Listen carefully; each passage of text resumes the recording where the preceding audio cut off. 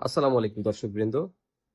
Iran America যুদ্ধের এই পরিস্থিতিটা আসলে আমেরিকার জন্য এবং ন্যাটো জোটের জন্য মোটেও সুন্দর কোনো ফলাফল বয়ে নিয়ে আসছে না। শোনা যাচ্ছে যে ন্যাটো জোটটা ভেঙে যাবে এবং ডোনাল্ড ট্রাম্প ন্যাটো থেকে বেরিয়ে আসার চেষ্টা করছেন। কতটুকু সত্য সেটা ভবিষ্যতই বলবে। তবে চারপাশ থেকে যে গুঞ্জন শুরু হয়েছে তাতে ন্যাটো জোট যে টিকে থাকবে কিনা সেই বিষয়ে যথেষ্ট সন্দেহের কারণ অবকাশ রয়েছে।